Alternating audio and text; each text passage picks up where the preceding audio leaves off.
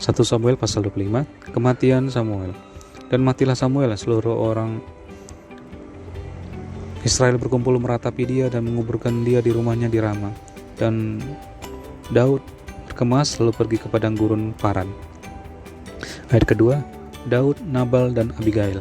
Ketika itu ada seorang laki-laki di Maon yang mempunyai perusahaan di Karmel. Orang itu sangat kaya, ia mempunyai 3.000 ekor domba dan 1.000 ekor kambing. Ia ada di Karmel pada pengguntingan bulu domba-dombanya. Nama orang itu Nabal dan nama istrinya Abigail. Perempuan itu bijak dan cantik, tetapi laki-laki itu kasar dan jahat kelakuannya. Ia seorang keturunan Kaleb. Ketika didengar Daud di padang gurun bahwa Nabal sedang menggunting bulu domba-dombanya, maka Daud menyuruh 10 orang dan kepada orang-orang itu Daud berkata, "Pergilah ke Karmel, temuilah Nabal, tanyakanlah keselamatannya atas namaku, dan sampaikanlah salam ini kepadanya. Selamatlah engkau, selamatlah keluargamu, selamatlah segala yang ada padamu. Baru-baru ini aku mendengar bahwa engkau mengadakan pengguntingan bulu domba. Adapun gembala-gembalamu yang ada dengan kami, tidak kami ganggu dan tidak ada sesuatu yang hilang daripada mereka selama mereka ada di Karmel. Tanyakanlah kepada orang-orangmu, mereka tentu akan memberitahukan kepadamu. Sebab itu biarlah orang-orang ini mendapat belas kasihanmu. Bukankah kami ini datang pada hari raya? Berikanlah kepada hamba-hambamu ini dan kepada anak-anakmu Daud apa yang ada padamu." Ketika orang-orang Daud sampai ke sana, berkatalah mereka kepada Nabal atas nama Daud tepat seperti yang dikatakan kepada mereka. Kemudian mereka menanti. Tetapi Nabal menjawab anak buah Saul itu, katanya, "Siapakah Daud? Siapakah anak Isai itu? Pada waktu sekarang ini ada banyak hamba-hamba yang lari dari tuannya. Masakan aku mengambil rotiku, air minumku dan hewan bantaian yang kubantai bagi orang-orang pengguntingku untuk memberikannya kepada orang-orang yang aku tidak tahu dari mana mereka datang." Lalu orang-orang Daud itu berbalik pulang, dan setelah sampai mereka memberitahukannya kepadanya tepat seperti yang dikatakan kepada mereka. Kemudian berkatalah Daud kepada orang-orangnya, "Kamu masing-masing sandanglah pedang." Lalu mereka masing-masing menyandang pedangnya. Daud sendiri pun menyandang pedangnya. Sudah itu kira-kira 400 orang maju mengikuti Daud, sedang 200 orang tinggal menjaga barang-barang. Tetapi kepada Abigail istri Nabal telah diberitahukan oleh salah seorang bujangnya, katanya, "Ketahuilah Daud menyuruh orang dari padang gurun untuk memberi salam kepada Tuhan kita." Tetapi ia maki-maki mereka. Padahal orang-orang itu sangat baik kepada kami. Mereka tidak mengganggu kami dan kami tidak kehilangan apa-apa selama kami lalu lalang dekat mereka ketika kami ada di ladang. Mereka seperti pagar tembok sekeliling kami siang malam selama kami menggembalakan domba-domba di dekat mereka. Oleh sebab itu pikirkanlah dan pertimbangkanlah apa yang harus kau perbuat, sebab telah diputuskan bahwa celaka akan didatangkan kepada Tuhan kita dan kepada sisi rumahnya, dan ia seorang yang bersila sehingga orang tidak dapat berbicara dengan dia. Lalu segeralah Abigail mengambil 200 roti, 2 buyung anggur, 5 domba yang telah diolah,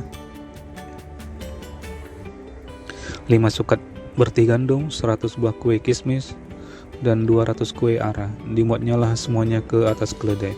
Lalu berkata kepada bujangnya, "Berjalanlah mendahului aku segera menyusul kamu." Tapi Nabal suaminya tidaklah diberitahunya. Ketika perempuan itu dengan menunggang keledainya turun dengan terlindung oleh gunung, tampaklah Daud dan orang-orangnya turun ke arahnya, dan perempuan itu bertemu dengan mereka.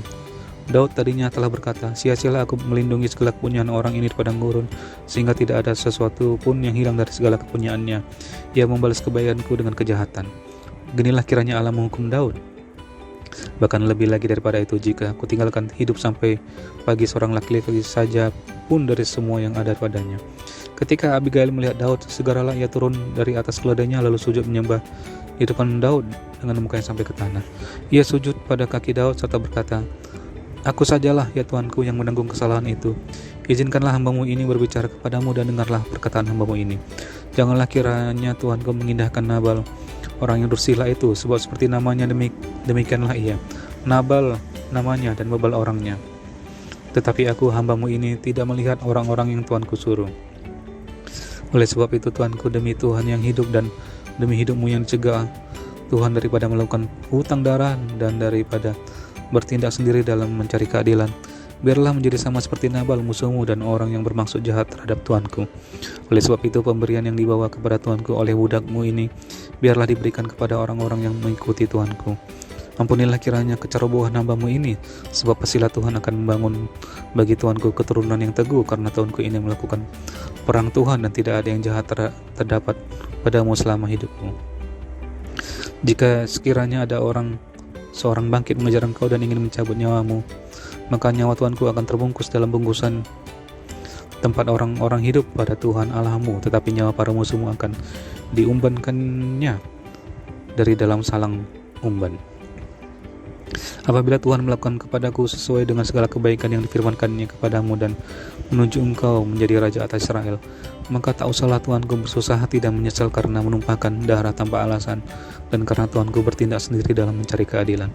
Dan apabila Tuhan berbuat baik kepada tuanku, ingatlah kepada hamba-Mu ini. Lalu berkatalah Daud kepada Abigail, terpujilah Tuhan Allah Israel yang mengutus engkau menemui aku pada hari ini. Terpujilah kebaikan-Mu dan terpujilah engkau sendiri, bahwa engkau pada hari ini menahan aku daripada melakukan hutang darah dan daripada bertindak sendiri dalam mencari keadilan. Tetapi demi Tuhan Allah Israel yang hidup, yang mencegah aku daripada berbuat jahat kepadamu, jika engkau yang tadinya tidak segera datang menemui aku, pasti tidak akan ada seorang laki pun yang tinggal hidup pada Nabal sampai fajar menyingsing. Lalu Daud menerima dari perempuan itu apa yang dibawanya untuk dia dan berkata padanya, pulanglah dengan selamat ke rumahmu, lihatlah, aku mendengarkan perkataanmu dan menerima permintaanmu dengan baik. Sampailah Abigail kepada Nabal, dan tampaklah Nabal mengadakan perjamuan di rumahnya, seperti perjamuan raja-raja. Nabal riang gembira dan mabuk sekali. Sebab itu tidaklah diceritakan perempuan itu sepatah kata pun kepadanya sampai fajar menyingsing. Tetapi pada waktu pagi, ketika sudah hilang mabuk Nabal itu, diceritakanlah kepadanya oleh istrinya segala perkara itu. Lalu terhentilah jantungnya dalam dada dan ia membatu. Dan kira-kira 10 hari sudah itu Tuhan memukul Nabal sehingga ia mati. Ketika ia dengar Daud bahwa Nabal telah mati, berkatalah ia, terpujilah Tuhan yang membela aku dalam perkara penghinaan Nabal terhadap aku dan yang mencegah hambanya daripada berbuat jahat. Tuhan telah membalikkan kejahatan Nabal ke atas kepalanya sendiri. Kemudian Daud menyuruh orang untuk berbicara dengan Abigail tentang mengambil dia menjadi istrinya. Para hamba Daud datang kepada Abigail di Karmel dan berkata kepadanya demikian, Daud menyuruh kami kepadamu untuk mengambil engkau menjadi istrinya. Lalu bangkitlah perempuan itu berdiri, sujudlah ia menyembah dengan mukanya ke tanah sambil berkata, sesungguhnya hamba-Mu ini ingin menjadi budak yang membasuh kaki para hamba tuanku itu. Kemudian berkemaslah Abigail dengan segera, ia menunggang keledainya dengan diiringi 5 orang pelayan perempuan. Ia mengikuti suruhan Daud itu dan menjadi istri Daud. Juga Ahinoam dari Israel telah diambil Daud menjadi istrinya. Kedua perempuan itu menjadi istrinya. Tetapi Saul telah memberikan Mikal, anaknya perempuan, istri Daud, kepada Palti bin Lais yang dari Galim itu. 1 Samuel pasal 26. Untuk kedua kalinya Daud membiarkan Saul hidup.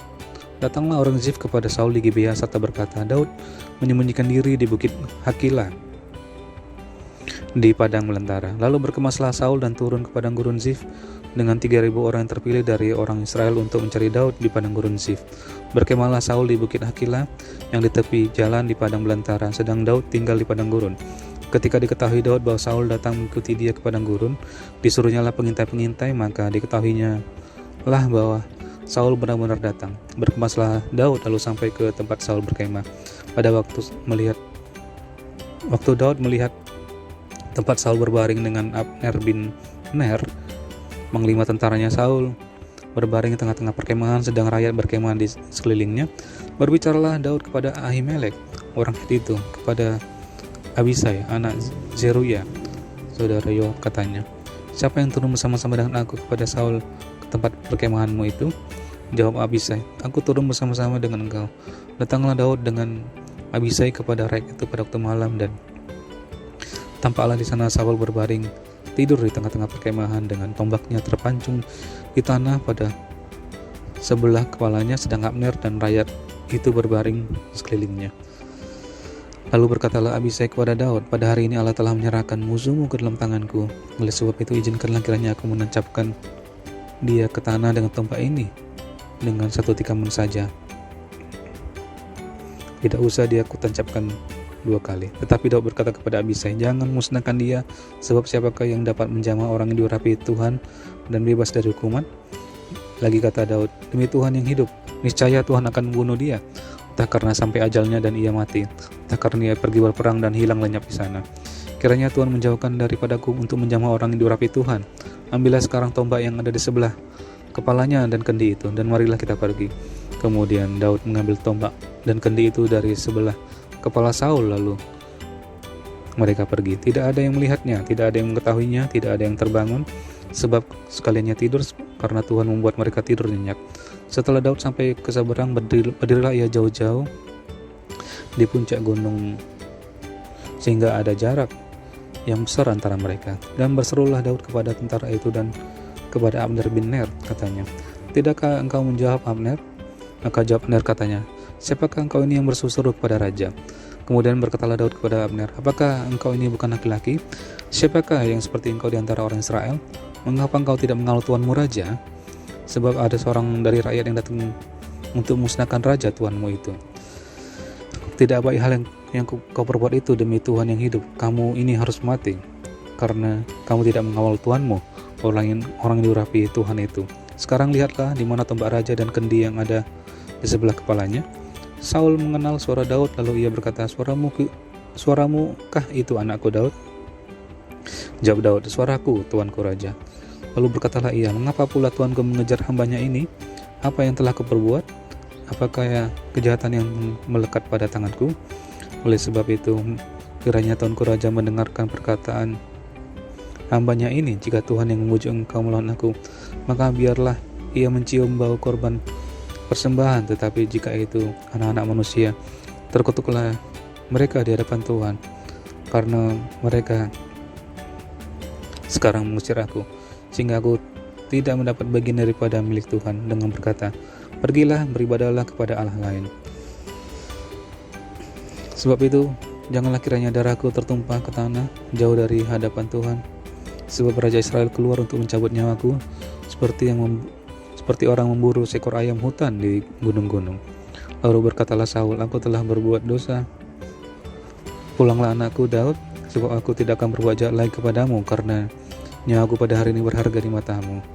Sesungguhnya perbuatanku itu bodoh dan aku sesat sama sekali." Tetapi Daud menjawab, "Inilah tombak itu, ya tuanku raja, baiklah salah seorang dari orang-orangmu menyeberang untuk mengambilnya. Tuhan akan membalas kebenaran dan kesetiaan setiap orang, sebab Tuhan menyerahkan engkau pada hari ini ke dalam tanganku, tapi aku tidak mau menjamah orang yang diurapi Tuhan. Dan sesungguhnya seperti nyawamu pada hari ini berharga di mataku, demikianlah hendaknya nyawaku berharga di mata Tuhan, dan hendaknya ia melepaskan aku dari segala kesusahan." Lalu berkatalah Saul kepada Daud, "Diberkatilah kiranya engkau, anakku Daud. Apa jua pun yang kau perbuat, pastilah engkau sanggup melakukannya." Lalu pergilah Daud meneruskan perjalanannya, dan pulanglah Saul ke tempatnya.